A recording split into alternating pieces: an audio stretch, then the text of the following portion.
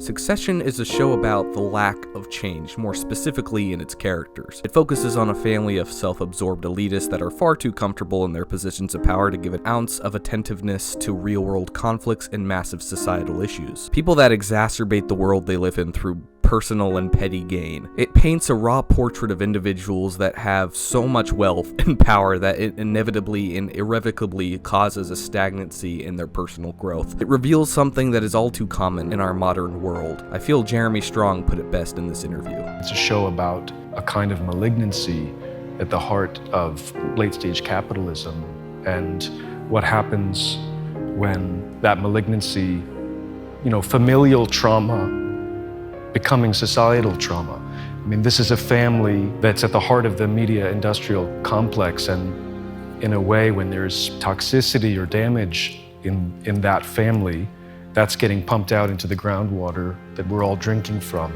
The way that screenwriter Jesse Armstrong chooses to write these characters is nothing short of masterful. It doesn't offer a lens of an average, everyday citizen with a moral backbone as some kind of audience stand-in to contrast these obscenely rich, out-of-touch figures. Yes, Greg technically starts out as an introduction into this world, but he's so morally obtuse and so much of a blank canvas that he gets roped into the overwhelming frenzy of this wealthy lifestyle pretty quickly. It puts all of its attention and focus on this rich family and forces the audience to confront the reality that at the end of the day, no matter how morally bankrupt these people are, they are still profoundly sensitive individuals with deeply rooted ideologies of what it means to be in control. What lies at the center of all of these harmfully instilled ideas is Logan Roy, one of the most terrifying villains I've ever seen in a fictional narrative. This is a man that lies and manipulates and lambasts his children in order to cultivate a very meticulous power structure that leads these siblings to turn against one another, leaving at least one of them on Logan's side and catering to him in a sense. No matter how much I personally despise these characters, sometimes I can't help but get invested in their struggles, because Succession isn't just about the children of the leader of a massive media conglomerate one-upping each other in order to succeed their father after he passes. It's about a broken family taking their own personal feelings out on those around them, making familial trauma societal trauma. It's all about humans masking their insecurities so that they can assert their dominance somehow and be seated at the right hand of the father, eventually taking his place despite their inability to ask themselves the question, do I even want this?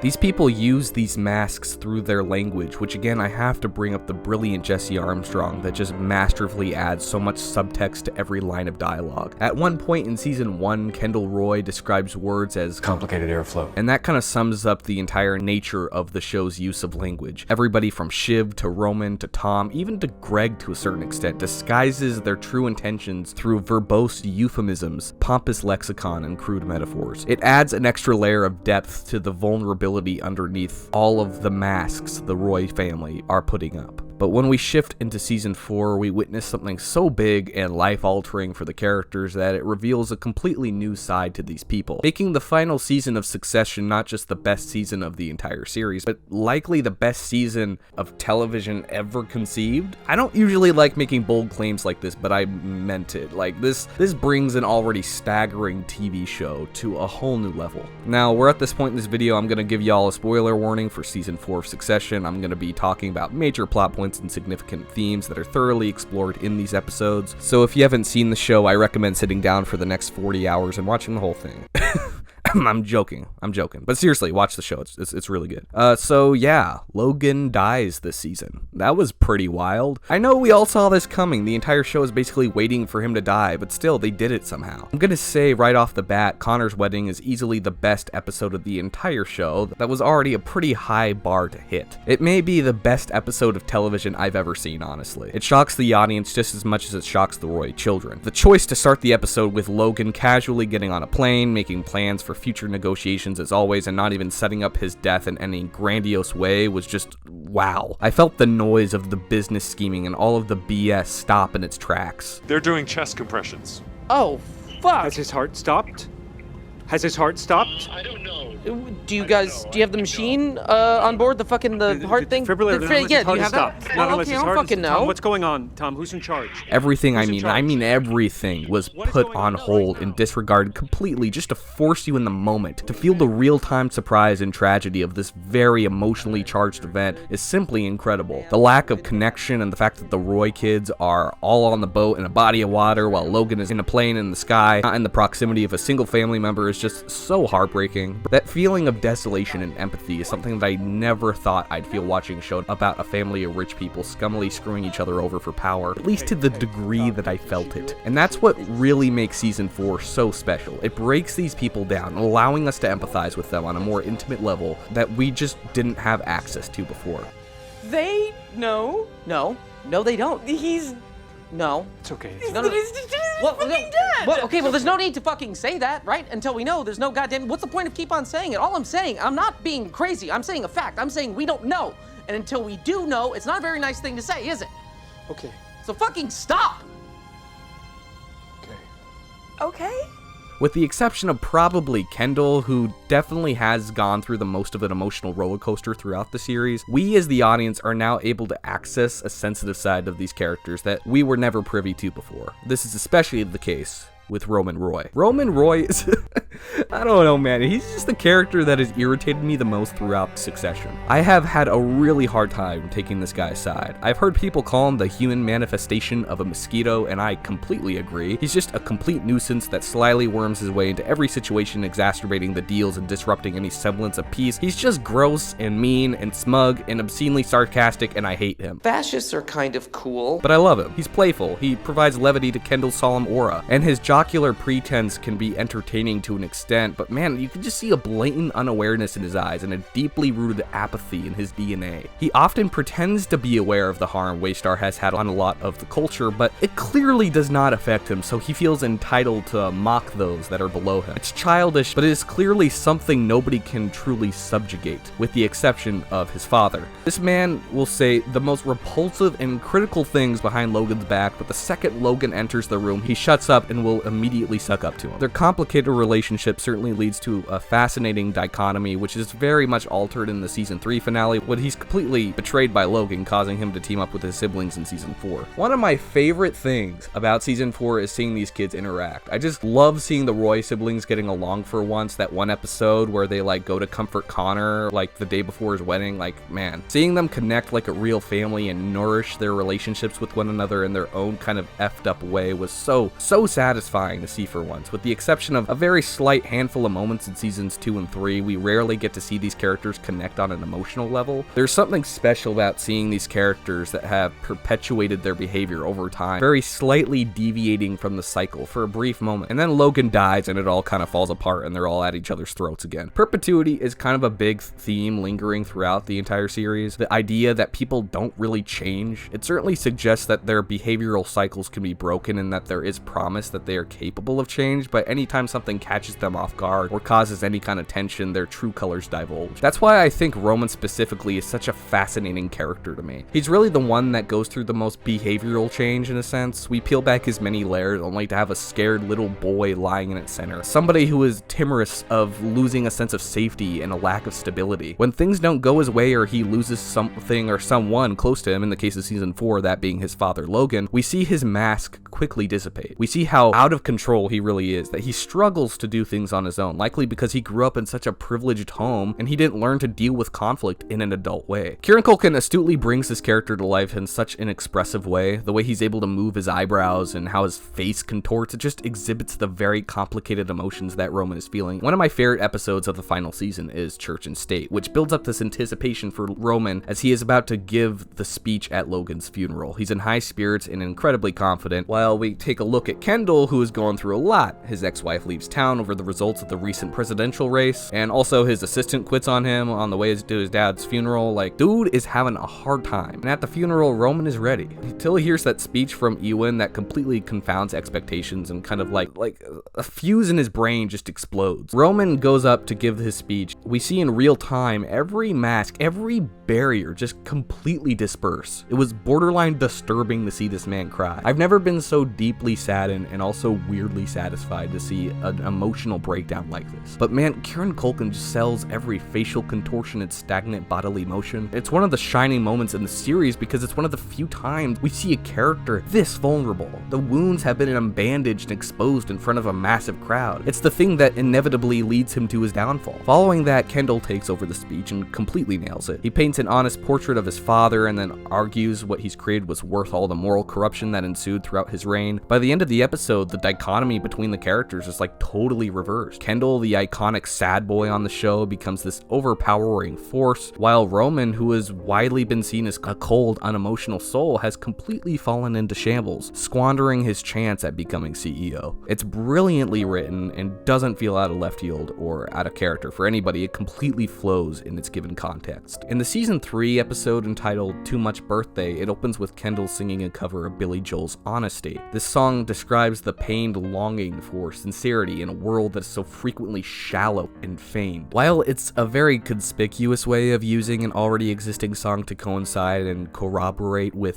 themes of the series, I still love how it's used here, and more importantly that Kendall specifically sings it. A character so desperate for authentic love that isn't associated with any type of business transaction. A man that deeply longs for truthfulness in a whirlwind of deception and duplicity. That's why I love how this narrative chooses to focus on a family, a unit that is mostly equated with love and shared experiences that connect a group of individuals despite their differences. It grounds what could easily be an exceedingly impersonal band of characters accomplishing remarkably esoteric things and allows the audience to empathize and engage with them on an unprecedented level. Since Succession doesn't have any flashbacks showcasing glimpses into the Roy family's past, all of the knowledge of the origins of these characters are through spoken dialogue, which is all recounted through their imperfect memory. There's kind of this overwhelmingly melancholic through line suggesting that the past will now only exist in the memories of those that experience it. In season 4, we're now granted the chance to see the innermost feelings of the Roy kids, compared to the copious restraint seen in past seasons. This season has numerous instances of emotional honesty. Logan talking about his perspective of death to Colin, or Shiv telling the story of them as kids playing in front of their father's office, or Kendall telling Will of the story of Connor's mother and explaining what the loony cake means, or Ewan's recounting of the events surrounding Rose's death and how that affected Logan, or Shiv and Tom clearing the air on the balcony. You're seeing Roman break down and relinquish at the riot, or the Roy children watching the video archive of their father and seeing them at their most childlike state. All of this, all of these moments, these are the wounds revealing themselves. This is cracking these people open to reveal their most vulnerable attributes in the finite way you'd expect from this dysfunctional of a family, but still, I find beauty in that. Beauty in the exploration of the burial of their very pained emotions. Beauty in the exhuming of those emotions. Beauty in finding any kind of semblance of authentic human connection in the midst of frigid transactional interactions. Succession uses hyper-coded language as a way from refraining from vulnerability being exposed to a bunch of suits. Jesse Armstrong skillfully writes a narrative surrounding negotiation and commerce as the text, and the exploration of the family's shared trauma and how that affects every business or financial decision in the show as the subtext. It's multi-layered and brilliantly brought to life with its slew of pitch-perfect performances. They have to play the individual, and then they also have to play the part of the performance that the character is putting on. It's so hard to have that level of dexterity in both accessing raw emotions boiling underneath a restraining performance. So kudos to Jeremy Strong, Sarah Snook, Kieran Culkin, Alan Ruck, Matthew McFadden, Brian Cox, Nicholas Braun, James Cromwell, and even Justine Luke. The power dynamics is what makes Succession stand out amongst the prodigious amounts of titles from HBO. It's how these people take advantage of one another in such a way that directly highlights some of the worst impulses of human beings and how the fight for power clouds their judgment. We see this in the final episode as Shiv slyly negotiates with Matsson to get back at her brothers for making an empty promise that she'll be involved with the company somehow. You can see in her eyes just how undervalued she's been her entire life by the men around her. Logan especially, who would always pulverize in the end no matter how hard she persisted. She does everything in her power to prove to Matsson that she is the one for the job. And after all of that struggle, she's rejected from that position and it's offered to Tom, a man she is on the verge of divorce with. I love Tom, and my boy probably deserved it, but like, you just gotta feel bad for Shiv in this situation. She then turns for her brothers to fight back and is instead met with a compromise from Kendall that he should be deemed the next CEO, with his reasoning being that his father manipulatively promised him the seat when he was like only 7 years old, revealing the massive hold his father father still has on him even after he's passed on. Roman has essentially given up on the entire idea since he broke down at the funeral and has mostly resorted to indifference. Shiv and Roman agree, and it leads to one of the few moments of true joy experienced in the show. The entire "a meal fit for a king" sequence, which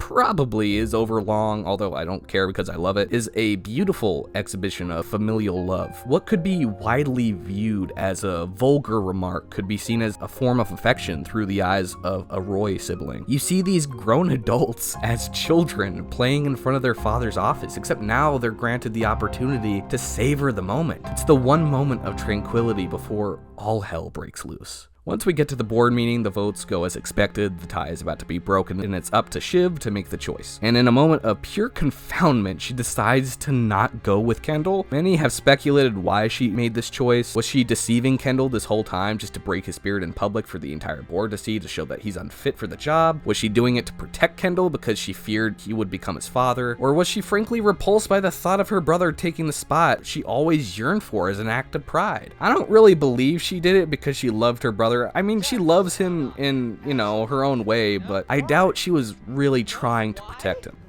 I love you.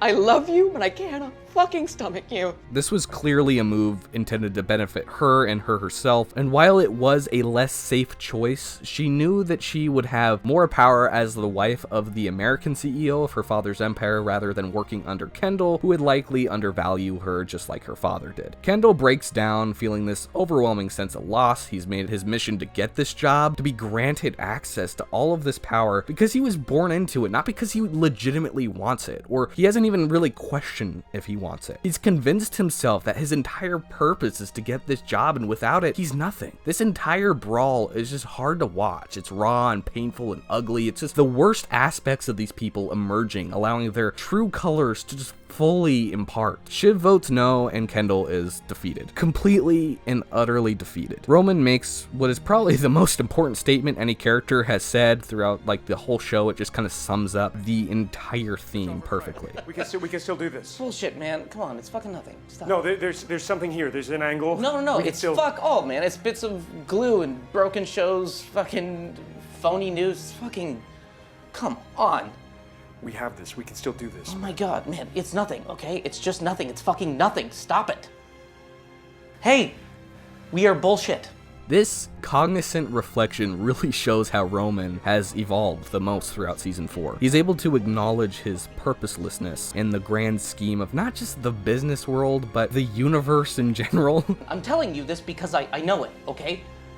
We're nothing. I know it sounds insanely existential, but I think that apathy and that nihilism has really hit him, finally. It's the first time he is fully conscious of his flaws without using it to rationalize his behavior. It's just this disquieting self-actualization, where you can tell he's just completely given up on trying to be taken seriously. He tells Kendall that it's just meaningless. Everything Kendall ever wanted, gone in a heartbeat. Every remotely positive relationship in his life squandered. And for what? A job he has conditioned himself into desiring? This episode and the entire series ends with Nicholas Britell's glorious piece Andante Risoluto, one of my favorite songs ever composed for not just the show, but just ever, accompanying our final looks at each of these characters. Roman sitting alone, drinking martini, with relief on his face that slowly morphs into a state of deep dismality. Perhaps he may be free from the company, but I don't think he's quite free from the hold his family has on him. You see a man who has largely been fueled with self-hatred most of his life just to crumble to a feeling of inevitable acceptance. That escape is there, but can he really even take it at this point and be happy? Shiv is seen sitting in the car, and through her vanquished demeanor, accepts the terms she is now forced to live under. A loveless marriage entirely motivated by a thirst for power, Shiv being Tom's puppet and Tom being Matsson's puppet, as she passionately places her hand on his, now accepting her fate just like her mother. Even if she now has an opportunity to climb her way up the ladder, she's now finding herself deep in a hole that was partially dug by her and mostly dug by the men around her. And finally, we come to Kendall, a man overcome with guilt and defeat. Out of all of the siblings, he's in the situation that it's almost impossible for him to bounce back from and come out unscathed. He sits there, overlooking the empty lake, rippling with such insouciance as he feels nothing but defeat. And it ends with Colin in the background watching Kendall in the foreground, as he will forever be remembered as the one who lost everything. Man, that's so depressing. I love this show. As you can tell, I really love Succession. I think it's one of the best contemporary pieces of art that sums up a lot of what's going on in our modern socio-political culture in the most satirical yet shockingly human way you can imagine. I just think it's brilliantly written and acted, and I love the documentary-esque feel that just grounds the whole thing. Probably the best acted show I've ever seen. Season 4 just reminded me of the best parts of the first 3 seasons, except with even more personal character interactions and development. Even Bertel's score feels more sensitive than ever, using a lot of the same motifs we're used to, just played with a slower, more gentle tempo. Some of these songs are just straight up lullabies. It's crazy! Anyway, I've talked about this show enough for one video. Maybe I'll make more of these in the future. There's a bunch of ground to cover when discussing Succession, so obviously I went for as vague as you can get when it comes to a hypothesis. If you're still watching, thank you, I appreciate it, and if for some reason you still haven't watched Succession and you watched this whole video, I don't know why, but I highly recommend watching it. It just managed to do everything right. Everything fell into the right places, and everything that happened to the characters was the way I feel it should have happened, because I love the message it's trying to hammer in, that people can't really change if they're stuck in these perpetual cycles. It just, despite its melancholic finale, everything just seemed to fit the fates of the character, and I have to commend Jesse Armstrong and the rest of the writing team for mustering something so nuanced together. Man, I love writers. Please, I hope they win this strike. This is just a spectacular season of television. It's the best season of television I've ever seen. I think it really just brings everything together in the most cohesive, thematically coherent way that they possibly could have done. Thank you to everyone who's watching this. Thank you to the creators of this wonderful show. I'll see you in the next video, whenever that may be. And yeah, this is Ethan Butler, and I'm out.